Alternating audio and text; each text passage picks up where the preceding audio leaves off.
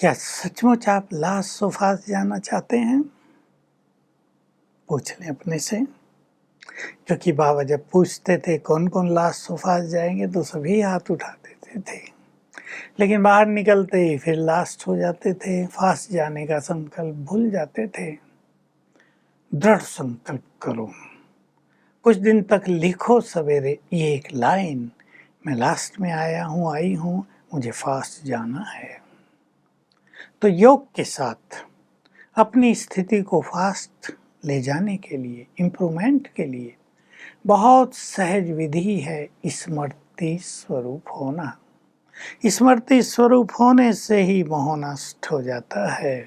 कोई ऐसा भी सोचते हैं इतनी ऊंची स्थिति इतने थोड़े समय में कैसे बनेगी? लोगों ने 50 साल में नहीं बना पाया, कोई 80 साल में भी कर्मातीत नहीं हुए, हम कैसे होंगे? नो। अब ज्ञान का सार आपके समक्ष है।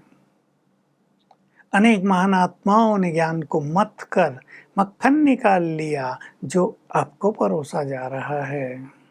खोज नहीं, आपको बना बनाया माल मिल रहा है। आप नए आए हैं, नए बच्चों पर भगवान का प्यार बहुत रहता है। आप एक कदम पुरुषार्थ का आगे बढ़ाएंगे, बाबा 100 कदम आपको आगे बढ़ा देगा, मदद कर देगा। इसलिए ये ढीला संकल्प कभी नहीं करना है कि कोई तो बना नहीं, हम कैसे बनेंगे। संकल्प ये करो कोई नहीं बना, हम समय से पहले बन के दिखाएंगे। ऐसे संकल्पों पर भगवान राजी होता है। बहुत कुछ देने लगता है जो कोई नहीं कर पाया उसे हम करेंगे। जैसे किया ना, सन्यासी लोग भी प्योरिटी को अपनाना बहुत कठिन काम समझते थे। ग्रस्त में रहते प्योर बनना इम्पॉसिबल मानते थे।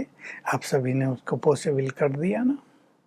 लोग कहते थे कलयुग में तो कोई ब्रह्मचर्य में रह ही नहीं सकता, अनेक कुमार कुमारियों ने उसको पॉसिबल कर दिया। तो जो इम्पॉसिबल है उसको पॉसिबल हमें करना है। स्मृति स्वरूप होना है। जैसी स्मृति रहती है वैसी स्थिति बन जाती है।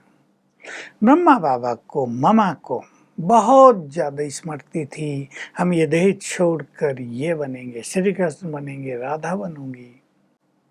तो इससे क्या हो रहा था? उनके संस्कार इनमें आ रहे थे।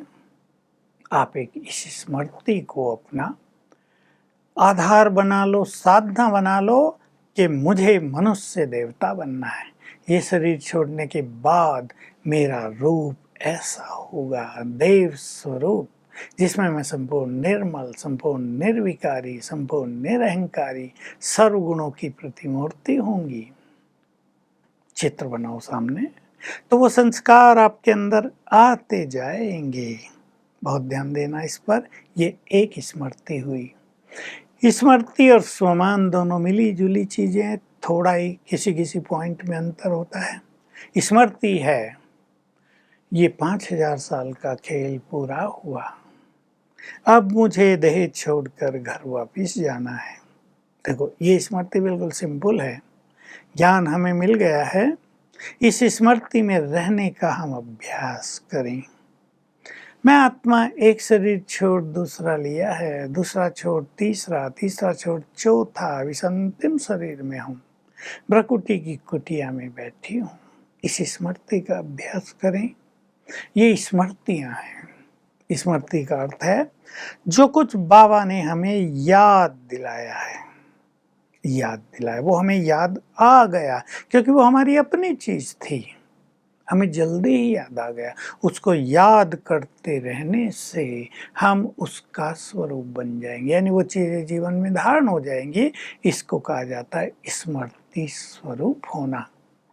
और जैसे जैसे हम स्मृतियों को आगे बढ़ाएंगे वैसे वैसे हमारा पुरुषार्थ सरल होता जाएगा, क्योंकि इन श्रेष्ठ स्मृतियों से हमारा भटकता मन शांत होता जाएगा, हमारी बुद्धि की स्थिरता बढ़ती जाएगी, चित्त शांत और शीतल होगा, संसार से वैराग होगा, व्यर्थ की इच्छाओं से वैराग होगा, विकारों से वैराग होगा।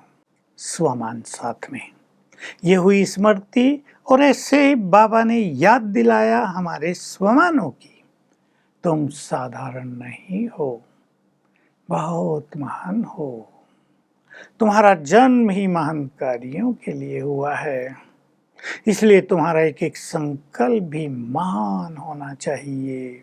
तुम्हारा एक एक बोल तुम्हारी महानता की झलक दिखाए, तुम्हारे कर्म तुम्हारी महानता की छाप छोड़े दूसरों पर। तुम्हारा देखना भी महान, सुनना भी महान, चलना भी महानता का परिचय कराए। इस स्वमान से बहुत फायदा होगा, जीवन बदलता जाएगा। स्वमान ले लें दूसरा, मैं ईश्वरीय शक्तियों से संपन्न मास्टर सर्वशक्तिवान हूँ। बाबा ने अपना हाथ मेरे सिर पर रखकर अपनी सारी शक्तियां दे दी हैं, स्वीकार कर लो। रोज एक बार कर लिया करो सवेरे, सर्वशक्तिवान का हाथ मेरे सिर पर, शक्तियां मिल गई। मैं बहुत शक्तिशाली हूँ, इसलिए निर्भय हूँ। बढ़ाते चलो इसको, इससे आपकी समस्याएं और विघ्न नष्ट होते जाएंगे, भय दूर होता जाएगा। आपके अंदर शक्तिशाली वाइब्रेशंस फैलते रहेंगे, वातावरण भी चार्ज होता रहेगा। सहज पुरुषार्थ है ये, इसमें न समय देने की ज़रूरत, न बैठने की ज़रूरत, न कोई कहे मेरे पास टाइम नहीं है, कोई कह ही नहीं सकता। तीसरा स्वमान ले लो, मैं विजयी रतन हूँ। याद करने लगो, कल्प कल्प मैंने इस माया को जीता है, अब भी इस माया पर मेरी जीत निश्चित है। चाहे आप कल ही ज्ञान में आए हो, इस स्वमान को बढ़ा लो तो माया को जीतने की जो शक्तियां हैं जो हमारे अंदर हैं, जो मर्ज हैं, वो एक्टिवेट हो जाएंगी। आप अपने को बहुत शक्तिशाली अनुभव करेंगे। दोनों संकल्पों को मिलाकर अभ्यास कर लें, मैं मास्टर सर्वशक्तिवान हूँ और विजयी रतन हूँ। बहुत सुंदर अनुभव होंगे। मैं मास्टर ज्ञान सूर्य हूँ, अंग अंग से किरणें फैल रही हैं। मैं सब धर्मों की आत्माओं का पूर्वज हूँ, याद दिलाया बाबा ने। मैं सृष्टि का आधार मूर्त हूँ। मेरे पास विघ्नों को नष्ट करने की शक्ति है, मैं विघ्न विनाशक हूँ। मैं संसार में बहुत बहुत भाग्यवान हूँ, मेरे जैसा भाग्यवान कोई नहीं है। कोई भी 5 स्वमान लेकर चलें आप जीवन में आगे, इससे व्यर्थ खत्म होता जाएगा, शक्तियां बढ़ती जाएंगी, बहुत सुंदर अनुभव होते जाएंगे। इस स्वमान से बहुत बड़ा फायदा होगा, अभिमान समाप्त होता जाएगा। क्योंकि क्रोध और अभिमान किसी भी व्यक्ति को आगे नहीं बढ़ने देता। आप फास्ट जाना चाहते हैं लेकिन इरिटेट होते रहते हैं। अभिमान, मैंपन बहुत रहता है, तो जो कमाई आप करेंगे वो सब माइनस में चली जाएगी। याद रखेंगे, जो आत्मा जितना स्वमान में रहती है उसका अभिमान स्वतः ही नष्ट होता जाता है। जो स्वमान में रहते हैं, सम्मान उनके पीछे परछाई की तरह आता रहता है। तो बहुत ध्यान दें इस बात पर, सिंपल बातें हैं, कोई भी कर सकता है। और मैंपन पर विशेष ध्यान दें, मैं नहीं बाबा। जो कुछ मेरे पास है, आज ही धारण कर लें इस बात को अभी। जो कुछ मेरे पास है वो ईश्वरीय देन है, वो प्रभु प्रसाद है। मैंने कमाया है, मैंने बनाया है, मुझे बहुत नाम मिला है, मेरा बहुत नाम है संसार में, ये सब नहीं, ये प्रभु प्रसाद है। स्वीकार कर लो, इसके सुख में रहो पर अभिमान में ना आओ। इन चीज़ों पे यदि आप ध्यान देंगे तो सारी बाधाएं हट जाएंगी। आप लास्ट सो फास्ट पहुंचेंगे। जो बात हमने पहले की, आपका योग 4 घंटे हंसते बहलते ही हो जाया करेगा। जीवन में सद्गुणों की धारणा करना सहज हो जाएगा और आप शक्तिशाली बनकर ऊंची सीट पर बैठ सकेंगे। ओम शांति।